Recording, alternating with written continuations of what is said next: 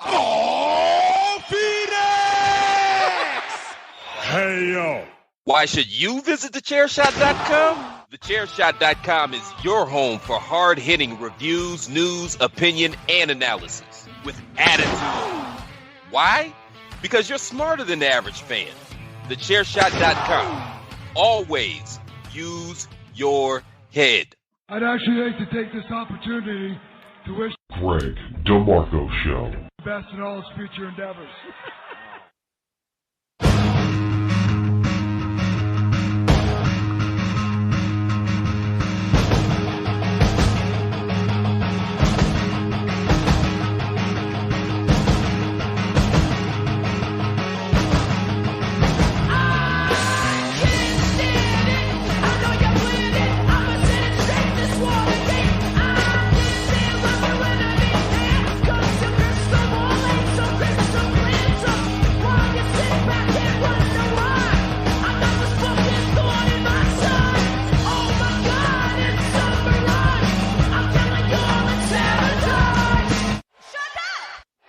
Welcome. Here comes the big dog. What is up, and welcome to another edition of the Babyface Heel Podcast. It is a beautiful Wednesday morning for you. Of course, it's Tuesday night when we record this. Still beautiful, though. Hit 80 degrees today in here in the beautiful city of Phoenix, Arizona. So excited about that, and spent some time outside and just really loved all of that. But like I said, this is the Babyface Heel Podcast because there's two sides to every storyline. Of course, I, Greg DeMarco, am the heel. Patrick O'Dowd is the babyface, and Miranda Morales is back where she belongs, stuck in the middle, forced to be the referee, the peacekeeper, the tweener, free to choose sides as she wishes, or not choose sides as she wishes. Of course, the Babyface Heel Podcast is part of the Chairshot Radio Network, which you can hear with us at thechairshot.com. Thechairshot.com. Always use your head. Head on over to thechairshot.com for wrestling reviews, opinions, analysis, and so much more. It's sports, it's entertainment, and it's sports entertainment, all available to you at thechairshot.com. Follow along with The Chairshot. Head on over to @ChairShotMedia on all of your forms of social media. That's Facebook, Twitter, and Instagram to follow along with the Chairshot.com. This show is part of the Chairshot Radio Network, and all of the shows in the Chairshot Radio Network are streaming everywhere. iTunes, Spotify, iHeart, Google Podcasts, even YouTube, and so many more. So go out there, whatever your favorite podcast supplier is, like, subscribe to the shows, and leave us a 5-star review. Tell a friend if you like the show. Let them know if you don't like the show. Tell them anyway. Let them listen and let them find out for yourself. Of course, I'm Greg DeMarco. You can follow me on all of your forms of social media at ChairShotGreg. I don't do this alone because that wouldn't be any fun. I've already kind of spoiled that for you. I told you about the heel and the babyface and being stuck in the middle. The babyface himself, he's been here since day one-ish, coming up on a decade. You can follow him on the Twitter at Wrestling Realist. That's WRESTLNGREALIST. It is the Wrestling Realist, Patrick O'Dowd. Hey, man. How's it going? Good. I mean, it's like we didn't just record a 20-minute version of Chairshot Radio right before this. Well, it's funny you mentioned it. I had a question for you after listening to your Tuesday edition of Chairshot Radio. Uh-huh.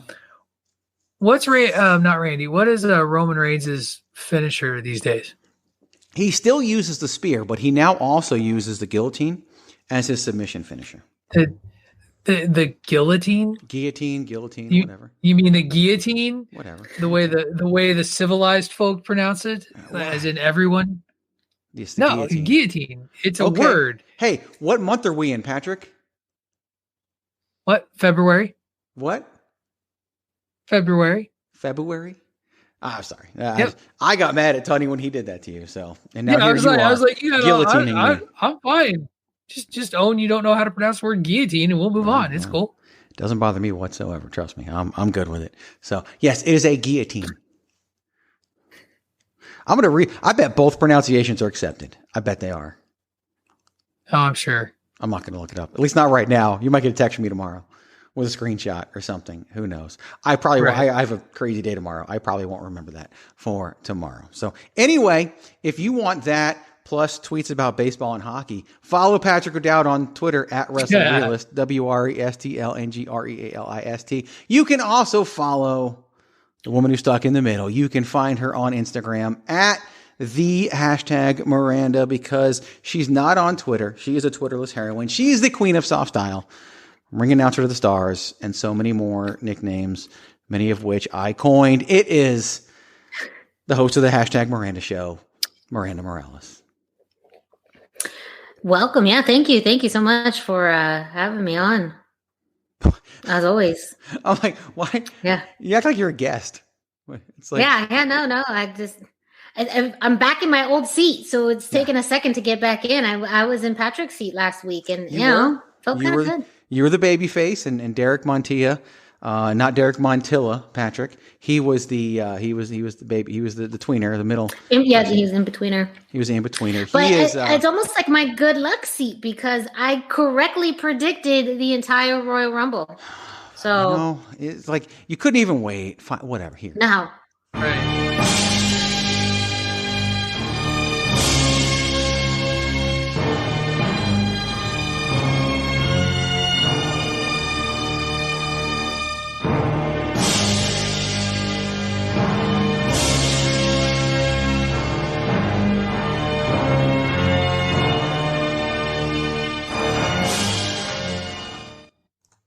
Thank you. Thank you very much. So, yes, if you could just do us all. Yeah, go ahead, Patrick. When did this prediction rundown thing happen? What do you mean? When did Miranda correctly? Was this last week's show? Because I didn't listen to last week's show. Did you? Last week's did show. You actually do the show? Yeah. Yes, we did. We just talked about. We had Derek Montilla on. Derek he just said tried to steal your seat, all those things. Well, he always tries to steal my seat. Steve, that's nothing new. Every time he's, both times he's been on the show. It's the first time he's been on the show in 3 years. It's not going to suddenly come up again. He tried to steal your seat last week. I'm not concerned about my position. My question was, because I didn't listen to the show, because I had a life last week. I have a life this week too. I was hoping that perhaps you did the prediction show during Miranda's show, and then I was going to question why you let her bogart your show for her Mr. Perfect music. But if we did it during the show, it was during the show. So Miranda, it was during this show. What is the secret to your success? Luck. I know. I mean, good fortune. Just go with your gut. Had I not forced you to pick baby faces for both Royal Rumbles, would you have still picked the two people that you picked? I don't see how that's relevant to this conversation at this point, to be honest. Now I don't feel like that's a relevant point of it. It's not relevant. I picked them because I could have picked anybody. I could have picked any other baby faces, but I didn't. You are correct.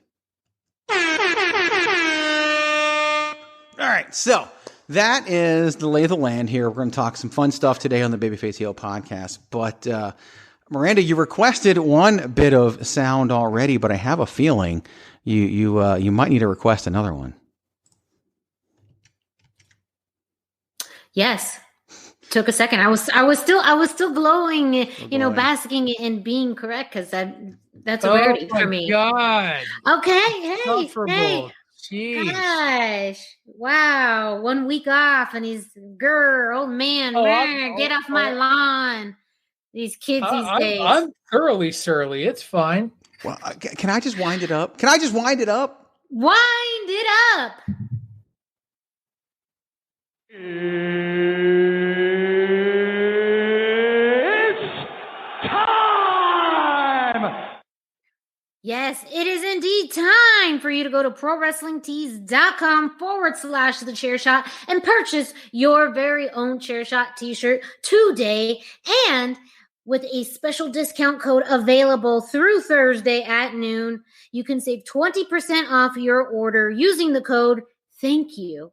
And that's a thank you. Thank you to the fans. Thank you to being a wrestling fan. And thank you to listening and supporting thechairshot.com. That means that you can order any of the t-shirts available at ProWrestlingTees.com/TheChairShot in any color or style that you want. And you get to save some dollars, some coins. during that order. So make sure you check it out. Lots of different designs, colors, and of course styles. You can order it in soft style and save money. So make sure you go to prowrestlingtees.com/thechairshot. There you can find multiple Always Use Your Head t-shirts, the OG Chairshot logo, the unofficial official t-shirt of Patrick O'Dowd, #SaveTagTeamWrestling, the Queen of Soft Style t-shirt, and of course, Everybody Hates Greg. So go to prowrestlingtees.com/thechairshot. Don't forget to use the code Thank You through Thursday. You save 20% off on your entire order. That's prowrestlingtees.com/thechairshot. Oh, bask in his glory, for he is limitless. This is just us basking in your glory of your Royal Rumble picks. This is how amazing you did and all the glory you deserve. That's all I wanted to talk about, right? That's the whole show, actually. Thank you. Yeah, very excited for that to be our topic. Not the whole show. In fact, I'm going to go to commercial. Promotional consideration paid for by the following. Hey folks, PC Tony here. Thanks to our new partnership with Angry Lemonade, you can save 10% on physical products and digital commissions using the promo code CHAIRSHOT. Head to angrylemonade.net to check out their amazing catalog of products and services. Use the promo code CHAIRSHOT to save 10%. That's angrylemonade.net. All right, so today, let's just jump in here. Ever since Randy Orton set The Fiend, or a fireproof dummy of The Fiend, on fire, the storyline development in their feud has been carried out by Alexa Bliss. We saw transformations for Alexa Bliss last week. During her match with Asuka, she tried to transform into Fiend Alexa in the Royal Rumble, but Rhea Ripley stopped that by eliminating her. And this Monday on Raw, Alexa magically appeared on top of the ring post during Randy Orton's match against Edge as Fiend Alexa. And during her own match against Nikki Cross, she transformed once again. It was going from Playtime Alexa to Original Alexa and then back again. So question for you guys is what do you think of the current Alexa Bliss character, how it fits in with sports entertainment / wrestling, and along with the Bray Wyatt Fiend character and his storylines? Patrick O'Dowd as the babyface. We'll start with you. I would like to answer that question with a question. Oh, geez. How does this Alexa Bliss storyline not fit into pro wrestling? Like, this is totally pro wrestling. Facts. This is the great kabuki shit from back in the early 80s to Kane setting things on fire to the Undertaker being buried alive and lightning striking the grave. I ran out of breath. My God, this is totally excellent for an empty arena show where they can record it ahead of time and do special effects and, have cuts like cut. Okay, now change costume change. I think it gets a little more challenging when there's people around, but hell for this. And I love it for Alexa. I love that she's getting to play this just menagerie of weird characters, whether it's the Fiend Alexa, whether it's Playtime Alexa, as you called her, to even getting to see old Alexa, quote unquote, old Alexa back again. I love it.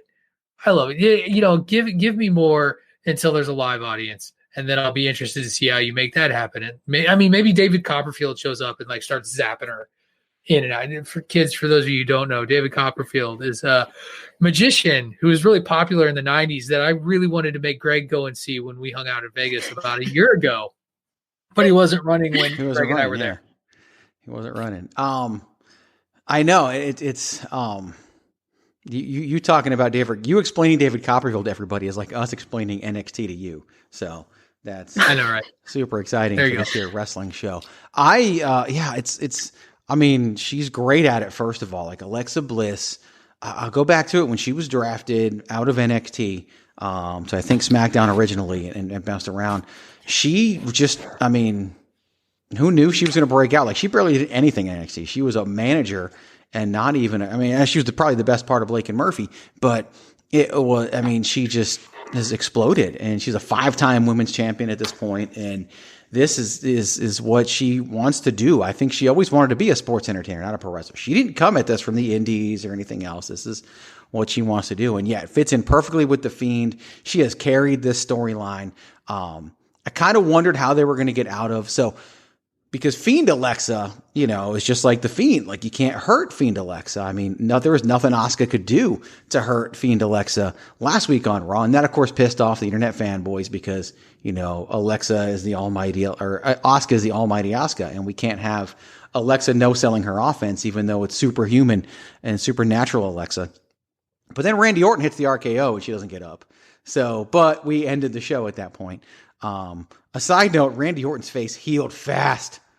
Like, maybe Alexa used some healing powers on his face because, man, that thing healed fast. It was a very intense skincare routine with essential oils and specialist. A lot of eucalyptus and some aloe. Or makeup. That too. It was makeup that made Randy Orton look like Randy Orton at the Royal Rumble, or it was makeup that made him look all burned and shit. Who knows? But it was just a miraculous. See, next week Randy's going to pull a mask off and reveal a lizard face. Ah. I want Randy to pull a mask. Like that. I want Randy to pull a mask off and reveal Luchasaurus next week. That's what I want to have happen. Oh God, no! Please no. Luchasaurus could be a big ass star if he just didn't have a stupid mask on. Miranda, thoughts on Alexa Bliss and all the different Alexa Blisses that we get to see? Yes. So I'm actually a fan of this iteration of Alexa Bliss. I have not always been the biggest fan of Alexa, especially when she was the host of WrestleMania at that time. I felt like we were getting an Alexa Bliss overload and I could not, to me, I think just, and she plays a good heel, as far as her original, kind of catty and manipulative heel, this is definitely in its own level. I feel like she's been a very great actress. Like, she's been able to play this role very, very well. She's had great facial expressions, great timing, great, dynamics with her voice.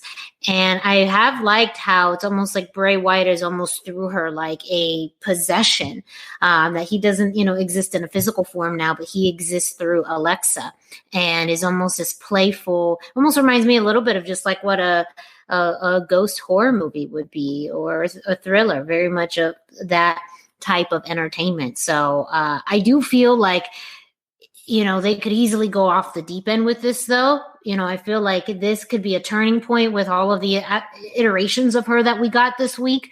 They have to be careful to not like go overboard with it, because I feel like it will lose people's attentions, or people just won't know what the hell is going on. And I think it could make fans get disinterested. So I think that, we'll maybe getting some more behind the scenes or more a storytelling of, do we really see the Fiend coming back soon, or what is this all about? I think just a little bit more continuity would help, or just being mindful. You don't want to do this maybe all the time, but, do it within entertainment WWE reasoning. But I like this for Alexa Bliss. To me, this is my favorite iteration of her, and she does it really, really well. For most of the things that they try and pull off, people don't have the acting skills for it, but she does. And I think it suited her very well. And we see it in the ring, but also in the promo work is fantastic. That title sure does cover up those beautiful abs of yours. I'll make you a deal. You show me your abs, and I'll show you my... Go away, Leo! Go away! So I just love that for Corey Graves yelling at Leo Rush, telling him to go away. But you brought up a good point that I'm going to say for a second. But yeah, she's an actress first and a wrestler second. And I think a lot of people have had a problem with that with Alexa Bliss, because she kind of harkened back to how they hired some of their old talent back in the day, like Tori, because we couldn't travel Trish Stratus to the Royal Rumble, Wilson this past Sunday night. So there's a lot of that people would complain about, but Alexa has a heavy athletic background and fully trained to be a wrestler and all that stuff. You brought up something you brought up her voice, and that's why I actually played that soundbite, was because they do a great job of using her voice. They do a great job of using everybody's voice. Miranda knows this. One of my biggest complaints about independent wrestling is no one ever tests the microphone before a show. And so then people either have to yell or they're too loud or who knows what, like they just, the quality of a voice and sound and whatever is so important in a live event. And of course it translates to television for WWE and anybody else on television. It makes a huge difference. And Alexa's voice is so well used within this character. And I think that's an underrated element of this character. So that's a great shout out by Miranda Morales. I'm going to bring it back around to Patrick O'Dowd. It's something that you both have mentioned briefly, and I wanted to get your opinion on. WrestleMania is going to take place in a football stadium with 22,000 people plus. And unless her match is cinematic, we can't do that. So now what? Her match is cinematic and we do that. Does she even have it? Like I've been saying all along, we were going to get Alexa versus Charlotte for the women's championship, and maybe Asuka can get in there as a triple threat. But do we just have Alexa get involved with Bray and the Fiend, and what's probably going to, or Randy Orton and the Fiend, and what's probably going to be a cinematic match for those guys? I don't know. I mean, it's going to disappoint. It'll disappoint her fans who want to see her wrestle, but I think that the story they're telling right now, and April's still a ways away, but the story they're telling right now, yeah, that's kind of what it looks like. And I don't have a problem with that, I guess, to just throw that out there. Like, I'm enjoying the character and the role she's playing, and I'm enjoying the story, so it works for me. And so I think this is a finite thing, though, to Miranda's point. Like, I don't think that this is Alexa from here on out forever and ever and ever. That's just not wrestling. So how do you snap her out of it, Miranda? Like, how do you eventually not have this Alexa? I mean, I think that ultimately comes with a break between her and the Fiend. And I don't know if that's someone else trying to come in, like a Nikki Cross trying to break it like she did before, or Bray Wyatt essentially saying, I don't need you anymore. I've used you for what I needed you to be, my vessel, or, possession, and not like a physical possession, but like, spiritual possession, like someone possessed.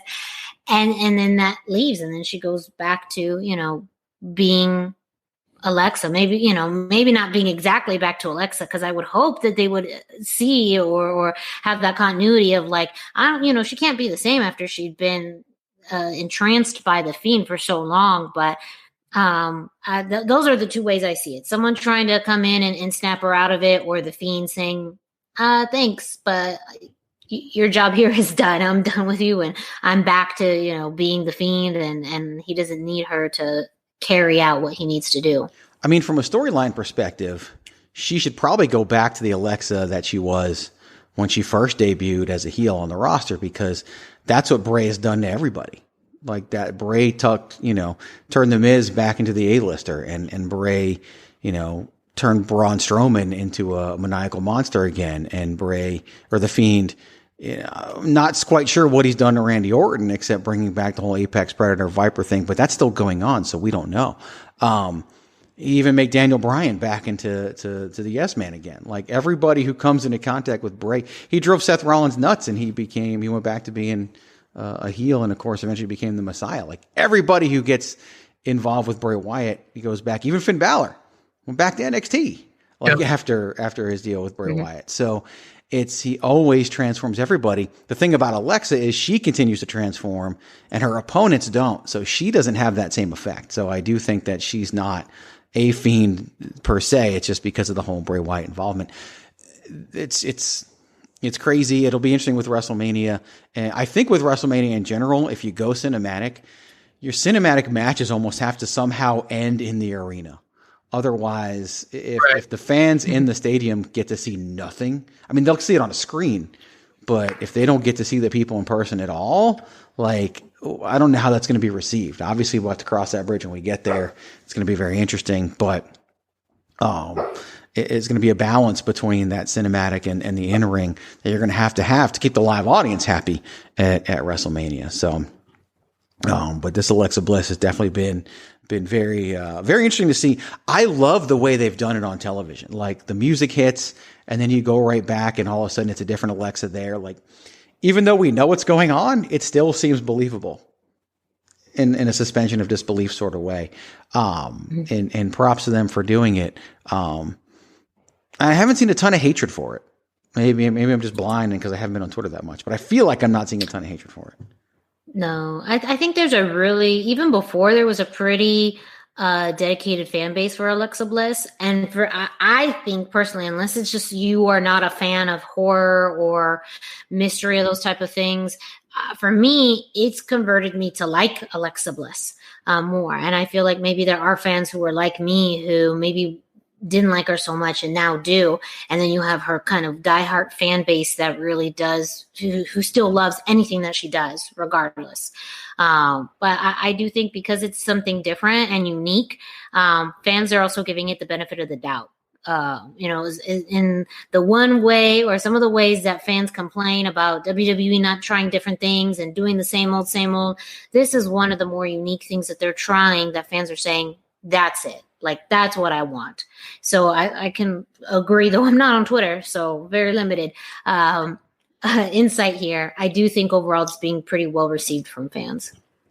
As long as Alexa Bliss doesn't hit that motherfucker with a golf cart, we'll be fine. Because if she does that, Twitter's going to explode again. Oh, my God. Just because, because Matt Hardy did it to Sammy Guevara, not as if anyone's ever done it before, including Kane at WrestleMania 17, a show Matt Hardy wrestled on and seemingly forgot about. So, yeah. Well, nobody in the history of ever jumped through things. That was another thing I saw after the Royal Rumble. Oh, yeah, because Kevin Owens jumped through the windshield. Look, that was the best golf cart spot I've ever seen. I don't care what anybody says. No, not just the golf cart spot. Somebody put the forklift spot and was like trying to run with it. They ripped off AEW thing from that Matt Hardy. The forklift was the Rock of Mankind in the empty arena match. Mm-hmm. Yeah. Right. That match had so many throwbacks to other things that have happened in wrestling over time. I was just wondering how the heck there's another random ring in the Tropicana field backstage. Like, that's what got me. Like, it's just randomly there. And I know why it's there, but it's like, there's a whole ring there. Like, they never got into that ring. I really wish they had. But yeah, it was the reaction to that is just utterly stupid. I just can't with that stupid reaction. So, right. So it sounds like everybody's in on this Alexa Bliss iteration. And I think that's a good thing. And I think that's something that people are just going to have to deal with if they don't like it, because if you don't like it, well, too bad, because they're going to keep doing it and we like it. So you're wrong.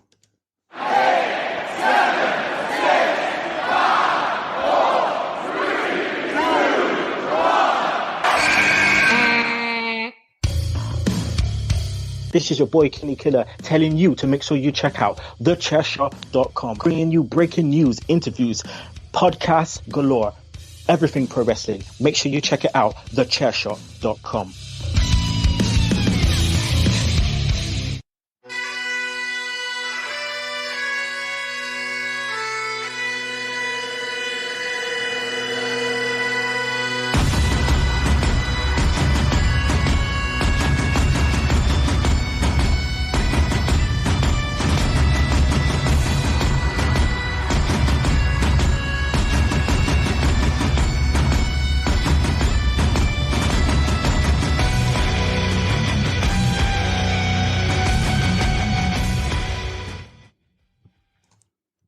All right, so the Babyface Heel of the Week is our time to take a look at one of wrestling's famous or infamous personalities from yesterday or today and decide how they were better as a babyface or as a heel. And this week's Babyface Heel of the Week is none other than WWE Champion Drew McIntyre. Now, Patrick's going to go first in the effort of transparency. Patrick O'Dowd and I just recorded a 25-minute long edition of Chairshot Radio where I revealed that I don't think Drew's the guy, and I think Drew is a guy and not the guy, based on the fanboy promo that he just cut during Raw on Monday, and so I just want to throw that out there. If you haven't listened to Chairshot Radio, please go listen to that, the Wednesday morning edition of Chairshot Radio, and the shocking revelation that, to me, Drew McIntyre is just a guy. But that's not the question. The question here is if Drew is better as a babyface or as a heel, and we'll start with Patrick O'Dowd. I mean, I'm not going to lie. I feel a little set up after doing Chairshot Radio. So oh, this is the babyface heel part, and I'm the babyface, so I will defend the babyface. You don't have to remember this actual iteration. You can just pick because this is the Babyface Heel podcast where we make a babyface heel decision. So you don't have to go babyface just because you're the babyface. I get you.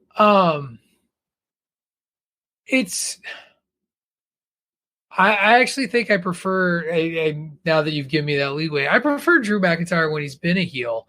The thing that's challenging is that during this current run back with the company, he hasn't really been that heel that he was before, when he was, sort of the chosen one and was an asshole. At least he was, and this is going to stem back to what we talked about on Chairshot Radio. At least he had an edge.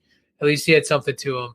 At least Greg, you kind of swayed me this morning, since, these are both dropping on Wednesdays. You swayed me this morning when you're sitting there looking at a promo like, I'm just happy to be here. And even Edge is coming out and saying, what happened to you, man?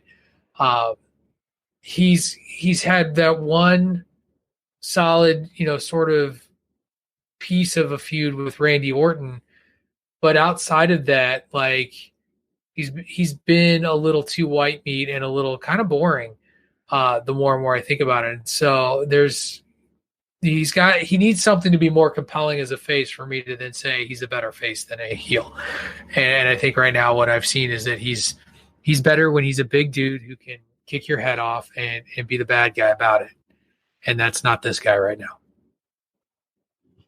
All right. So a vote for the heel side for Patrick O'Dowd. Miranda? This one's a little hard because really my more recent memories of Drew are, him coming back to the WWE after leaving for quite some time. And even what he did before then wasn't really that memorable. I'm trying to go back and recall. I think, right before he left the WWE the first time, he was in 3MB. And that, wasn't really... At moments it had its heel moments, but it was just more stupid than babyface or heel. So I do feel like this current span of Drew as the WWE champion and everything from last Royal Rumble to now, I think has been his best work, and that has been as a babyface. And so I'm a little bit more inclined to go to the babyface route, but I do have to agree as far as what Patrick mentioned, that there could be more. There has to be an edge to it. I feel like that's a huge misstep with a lot of baby faces right now. It's, all this about respect and admiration and, have like it at the end of the day, I think you still have to, you can be cocky and still be a baby face. You can still have confidence in yourself and your abilities and kind of be a little bit of an asshole and still be a quote unquote baby face. And so I feel like that would greatly benefit Drew in his role now. But even just thinking about what he did prior to that and kind of, some of his heel work and partnering with Dolph, it just didn't click with me. And that maybe that was part of the hindrance. But I do think I prefer at this time Drew, his babyface work. So we talked about this obviously on Chairshot Radio, as we mentioned, and Patrick O'Dowd made a great analogy where he compared Drew McIntyre to Sting. And because Sting sometimes didn't have a backbone. Sting sometimes didn't have that little bit that he needed to really get over the hump. I've talked before, if Sting were a man, he would have won at WrestleMania 31. When they said Triple H was going over, he'd have been like, no way, that's not happening. I didn't come here to lose. And they would have changed the finish had Sting stood his ground. And we'd hear stories about it today. We don't. Now Sting is old man, is Darby Allin's weird uncle in AEW. So and I hope Drew McIntyre doesn't have to become somebody's weird uncle in AEW someday because he's not standing his ground. To kind of play on both, I would love to see Drew McIntyre as the cocky babyface.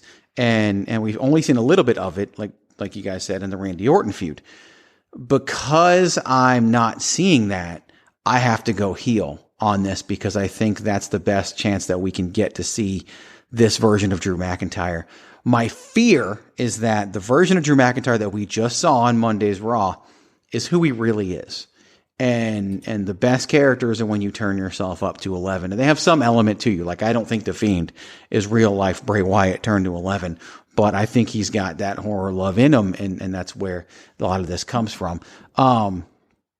With Drew, it's just like, I think he's that guy. I think he's that I'm going to play it again. I played it on Chairshot Radio. I'll play it again. This is who I worry that Drew McIntyre really is.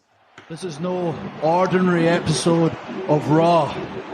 We're taking it up a notch tonight because we are officially on the road to WrestleMania. During that pause, by the way, he points to the sign, of course. It started last night. How freaking awesome was the Royal Rumble? I'll start with myself and Goldberg. We both went to war with each other. We beat the crap out of each other. I earned his respect, and he sure as hell earned mine. Thank you. Up and down the card. My goodness, the women's tag title match, incredible. Sasha, Carmella, knocked it out the park. My old buddy, Roman Reigns, Kevin Owens, last man standing, physical as hell. Women's Royal Rumble match, Bianca Belair solidified herself as the future. And she's going to be awesome inside this ring and outside it. What a performer. And then I just wanted to cut that off. I mean, he sounds like a fanboy. Like I said, I don't need Drew to tell me all this stuff. I need the commentary team to tell me all this stuff. Like, when Wade Barrett retires, Drew can go do commentary in NXT and do all of this. That'll be just fine. But I just, I don't want to see this from Drew. I want that cocky attitude from Drew McIntyre. And my fear is I can't get it as a babyface. And that's why I am picking for the babyface heel decision for Drew McIntyre, that he should be a heel. And that means the answer, I think for the first time ever, is because Shawn Michaels, I think we went babyface. Johnny Gargano, all three of us went babyface last week. And this week with Drew McIntyre at a vote of 2-1, we have gone heel for what Drew McIntyre should be. So there you go. The verdict on Drew McIntyre, babyface or heel? He should be a heel. All right, gentlemen, you have 3 minutes, and you better make it good. We got 3 minutes and we're out of here. The clock is ticking and we're in the clear. We got 3 minutes and we're out of here. We got 3 minutes and we're out. Today's 3-minute warning. It's going to be longer than 3 minutes, but that's okay. We're doing amazing on time as that's the one thing that's really changed since we switched formats. The time is just so good on this show right now. Royal Rumble, of course, took place this past Sunday night, and now we've had an episode of Raw in the books. We won't have SmackDown until this Friday. I really just want to know what everybody thought of the Royal Rumble, and just, are you happy with the Royal Rumble outcomes? And we'll start with Miranda Morales. Yes, not only because I predicted the whole show correctly, but I think that this was going to be an experiment. It was the first Royal Rumble without a live audience there. And that is truly, I mean, we thought we were going to have an experiment with WrestleMania. The live crowd at a Royal Rumble is a complete element of the entire show. So knowing how that was going to turn out, it didn't feel long or dragged out. Even though both Rumble matches were fairly long, you know, usually they stack these cards higher and higher with tons of matches. And it felt like everything was a little bit more intentional and purposeful. And so it felt like you could just be engaged the entire time and you weren't drained afterward.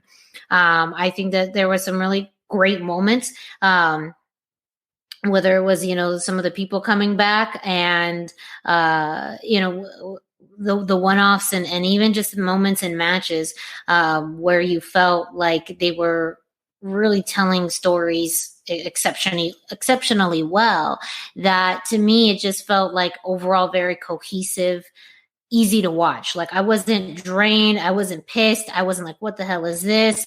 It was something that, you know, I just kind of nodded my head throughout the whole time. Like, yeah, I like this. I dig it. I'm cool with this. I'm happy, you know, like very content. And so, and for me, because I'm very storyline driven fan, I really appreciated this show. So I think under the circumstances, with no live fans and all the challenges they had to face, I thought it was really well executed. Patrick? Wow, I totally understood that question to mean, how did you feel about the results of the 2 Royal Rumble matches? You can go that way too. That's either way is fine. It's your time. So yeah, I mean, I enjoyed the show top to bottom. I thought it was good. Outside of the piped chants, I was okay with the piped countdown, but for some reason I didn't need piped in "This is awesome." It just didn't work to me. It felt not organic. Well, to the matches organic, themselves, so though, I know that was the point. That's the joke. The matches themselves, it's funny because I think, Greg, if I'm not mistaken, you were a little like, you liked the men's Rumble a little bit better than the women's. And I was kind of the opposite for whatever reason. And maybe it's just that the finish stuck with me. Like, the Future Is Now sort of finish with Rhea Ripley and Bianca Belair in there, and Charlotte, being in there in that final 3. And I think maybe you said it on Chairshot Radio about, they could have had Bianca eliminate Charlotte last, but they didn't have to. I really agreed with that. And I think that it was a great way to continue to build on some pieces, and that finish. And I think a good finish to a Rumble can make a Rumble as good a match as anything. Like, one of my favorites of all time is Shawn Michaels and The Undertaker for 7 minutes at the end of the Royal Rumble. The Royal Rumble match itself, for the most part, isn't anything particularly memorable, but those 7 minutes are memorable.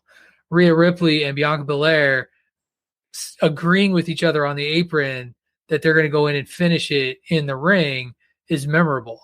That it's the two of them were there is memorable. And so I think that for me, that made the match and made it my preferred of the two. I honestly didn't see, I saw Edge and Orton sort of wiping each other out. I didn't think that they were going to be there. I didn't think it was going to be at the end. When Orton went away, I was like, okay, he's coming in at the end. And the swerve for him to not win was a nice touch, and good for Edge. I have absolutely no problem with Edge winning a Royal Rumble, with Edge challenging somebody for a title and probably not winning. But don't talk about that yet. We're going to, the challenger thing I'm going to get to in a second. So just stay okay. But the match itself, it was great, and Greg, back to the women's match. I agree with you. The promo after the match by Bianca Belair, where she's talking, was very, very good as well. And there's a beautiful candid, quote unquote, candid shot backstage of her as she's coming back in and with, was it Montez? Is that who she's with? Mm-hmm. Yeah. Montez, him, congratulating her and her crying. And it's very, very, it was a very, very beautiful thing. So yeah, I liked the women's Rumble better than the men's, but I was satisfied with both results. I loved everything you talked about the women's Rumble. I agree with. I just like the men's better. I also think the women's, I don't know if it suffered from a lack of a crowd. I just thought it was worse than the last two. And that's really what I kind of worse. I think the men's was one of the better, of the last three. I think this men's one might've been the best. Although I loved last year's men's Royal Rumble. Don't get me wrong. The whole Brock eliminating 13 people and then getting kicked in the nuts by Ricochet and kicked out by Drew McIntyre. All that was brilliant. But then after that, it was ho-hum. Until it came down to Roman and Drew at the end. But it was really, I think some of the, okay, the Billy Kay stuff was amazing. That was just hilarious. And I know Miranda loved it. We haven't even talked about it, but I know Miranda loved it. But I wanted that to continue longer, to be honest with you. That was what was good. That it's the middle portion. To me, how good you do a Rumble is defined by the middle portion. And the middle portion of the women's was just god awful. There was a spot where Bianca threw Naomi over the top rope and then tripped her and fell to the apron. And you could actually see the referee tell her, nope, don't do that yet. And then they do some stuff, and 3 minutes later, you see them do it again. And it's they went to the spot too early, or I don't know, because then Mickie James came in, did her whole thing, and then they went to that same spot where Bianca and Naomi had to help each other back in the ring as well. There's a lot of that in Women's Royal Rumble match with people agreeing to help each other back in the ring. The men's, I just the difference is marginal to me. I just like the men's a little bit more. Very little bit that I would change. I think I would have had Seth Rollins come out at number 30 instead of Braun Strowman, just to give 30 something, since we already stuck with Natalya at 30 in the women's Royal Rumble match. Because who cares?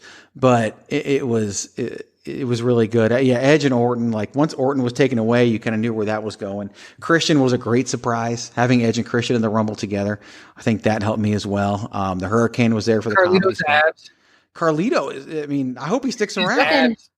Yeah, he's doing the best great. shape I've ever seen him in. I'm telling you, It's great to see how these, not legends, but just these returners coming in looking fantastic. I would love to better see, than they did. I'd love to see I'd love to see Carlito and John Cena at WrestleMania. I would. I'd be 100% on board of throwing it back to that. Now, Cena recently said he's not going to be at WrestleMania. I don't know if that's a swerve or what. At this point, you can give me Carlito and Christian. I'll be fine with it. Like, I think it'd be fun as an undercard match at WrestleMania. I don't care that they're taking somebody's spot away. Whatever. I don't care. It's my playlist. You can't have it. But I really think that all, I enjoyed the card as a whole. Don't get me wrong. I'm not even complaining about the finish to the last man standing match. Look, we were there at WrestleMania 26 when Jack Swagger could not unbuckle the briefcase, and the fact that Paul Heyman could not get Roman Reigns out of the handcuff. Now, watch that on the network in about a month, and I bet they edit the hell out of that, and it doesn't seem like it takes so long. Yeah, that was the thing. Is there were a lot of things with that little bit. I didn't mind the last man standing match. I just thought I felt like it was a little slow. Like it just. I don't know what it was about the pacing. Like Roman is Orton in terms of his pacing now. Like I did a whole Chairshot Radio last week called the Randy Orton pace. And that's what Roman has done. Like the best wrestlers have that slow pace. And that was a fight. That was a knockdown, drag out fight. Yeah, I was going to say, I think just the Thunderdome. That type of match just makes it longer. I have never seen a last man standing match that didn't feel a little long. It felt longer than the 20 whatever minutes that it was. And part of that is due to Paul Heyman struggling to open some handcuffs. And you mentioned this too. You're sitting there selling the illusion of Roman Reigns can't get to his feet, right? Because he's handcuffed to this thing. And then he gets to his feet. Whatever. He gets to his feet and the camera catches it. And he's he had to get to his feet because he had to break the count. Do it. Yeah. Right. He had to break the count the second time because he could have taken out the ref again, and I think that would have been a better part of the story. But who did they have another? Who knows? They called it on the fly in that case. They had to, but it is, and that's just live television. That's a live match. That's going to happen. But I did feel like that match, and I get it, Greg. You're saying pacing. I did feel like it dragged a little bit in the middle for me. Nothing wrong with that. But everybody knew the result. It was just. How are they going to get there, and how good were they going to make Kevin Owens look in the defeat? And they still succeeded at that. Kevin Owens is up there with anybody right now. So I'm telling you, I want Kevin Owens versus Goldberg at WrestleMania, and give Kevin Owens that win because I think it would do nothing for Goldberg, but I don't care if it does anything for Goldberg.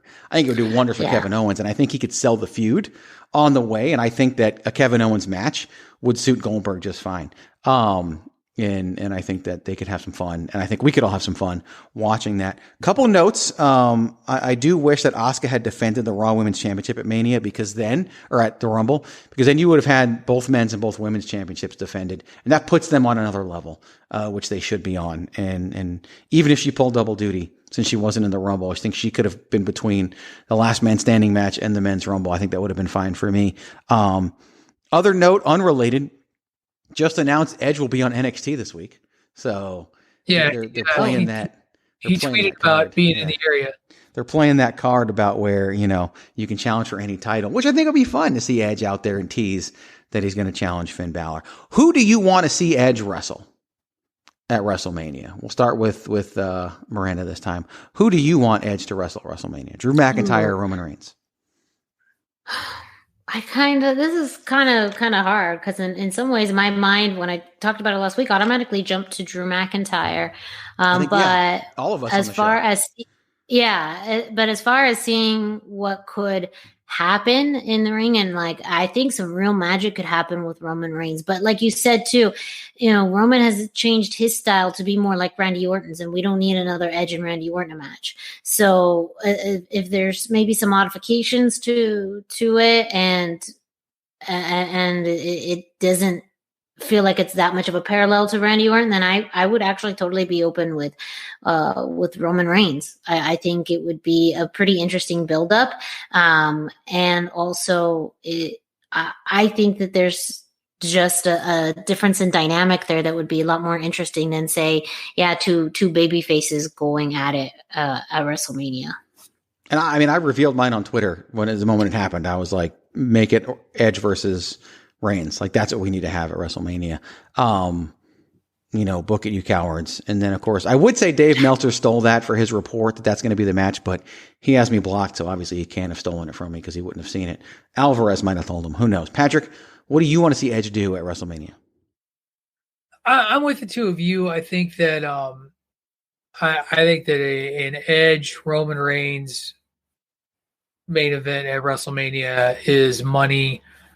I think that it's a easy story to tell and be a lot of fun. The one thing I do appreciate out of Raw, and that promo you hated, Greg, is the Edge side of it. And if the story they told was Edge trying to stoke a fire in Drew McIntyre, that could be an interesting story to tell. If Drew McIntyre then walks away with an Edge and flips it, maybe he becomes that heel, or at least more of that tweener type, something just to give him a killer instinct as champion.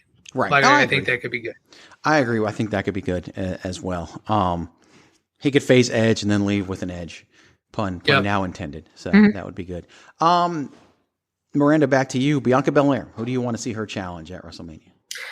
Oh, at this point, it just feels like it has to be Sasha Banks. Like you said, as far as, I feel like they're remedying that with Asuka as far as getting the tag titles off of her so that she can just focus on being Raw Women's Champion, because that's what she needs right now. I mean, there was already two other storylines happening, but with Charlotte and Asuka, so we really didn't need to have them as tag champions, and so I do feel like they're gonna have her focus back on the Raw Women's side, or the Raw Women's Championship. But as far as, almost because they're so alike in attitude, in confidence, and both being in NXT, Sasha Banks and Bianca Belair, it almost, this is where like-minded or similar wrestlers attract, and you want to see what they can do in the ring because they are so similar. And I think, it's going to be a whole lot of attitude in this, coming up in promo. I do also think, I know some people wouldn't love it, but almost if we got this kind of reverse of what happened a few years ago with Charlotte, Becky, and Ronda, if there's somehow Bayley gets involved and it becomes a triple threat, and there's more story to tell in that, I kind of have a feeling maybe that could be something that could come up, because of just the history already with Bianca and Bayley, and then also Sasha and Bayley. And so, and I'm sure Bayley won't want to pass up an opportunity to throw a wrench in Bianca's plans. So, I feel like it's way more fascinating for me to see her against Sasha. I'm not drawn to nor see what's the purpose of her going after Asuka. Yeah, I agree with both of you. I think Asuka can I didn't get to give an opinion, actually. Miranda just talked so long that you thought I spoke. Wow, I really did. You're right. I really did. Okay, Patrick, what do you think? Basically what Miranda said. Miranda just spoke for everyone. I just spoke for everyone. Literally everyone. Literally everyone on the internet. She gets her first perfect show, and then suddenly she just thinks she owns this place. Yeah, well. So anyway, I do agree with both of you now. I officially agree with both of you. So I didn't think of the triple threat with Bayley, and I think that would be very interesting to see happen. And I think Bayley deserves it. Bayley deserves that spot, and she deserves a marquee match at WrestleMania. With Sasha Banks and Bianca Belair, and I said this on the Tuesday edition of Chairshot Radio, that match has a lot of history to it, not just between the two of them, but you could have your first time you've ever had two African-American women in a major WrestleMania match, and they won't do it. I don't think they'll do it. I'd love to see that match main event night one of WrestleMania. for the historical significance, for everything. Even if you put Bayley in the mix, I would love to see, and I wanted to see Sasha and Bayley main event night 1 of WrestleMania, and then you can have Roman and Edge main event night 2. Then it'd be the second straight WrestleMania where Drew McIntyre doesn't main event at WrestleMania. But hey, what we just had the second straight pay-per-view where Drew was in the opening match, and no one complained about that. So you guys will get over it. Not you guys, all the people that Miranda was just speaking for will get over it. But I think the historical significance would be amazing. Now, they'll probably throw it somewhere in the middle of the show, and it'll still be great. But I agree, though. I can't see her jumping to Raw.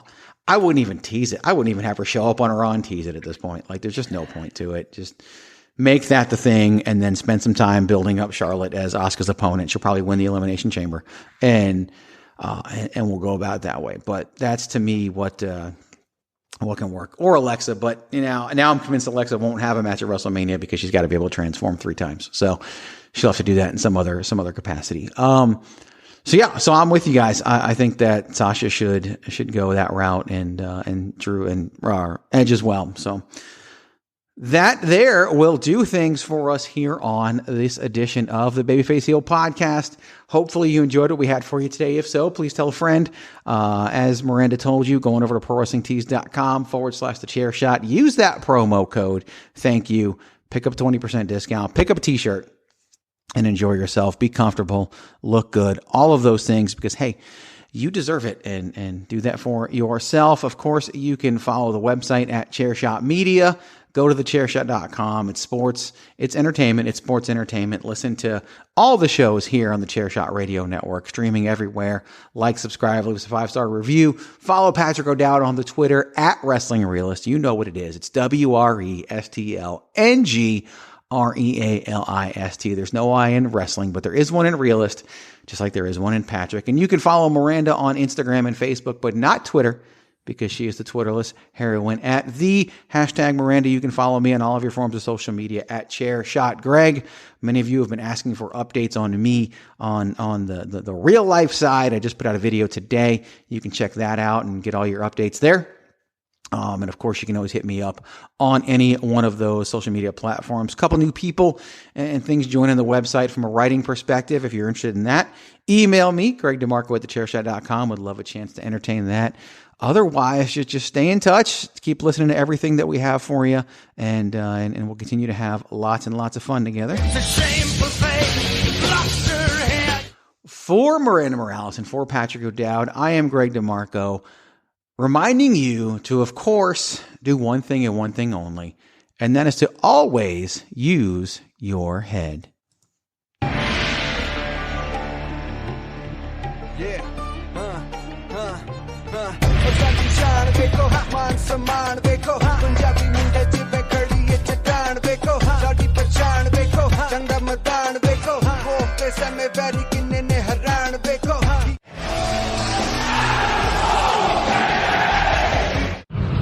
TheChairshot.com. Always use your head.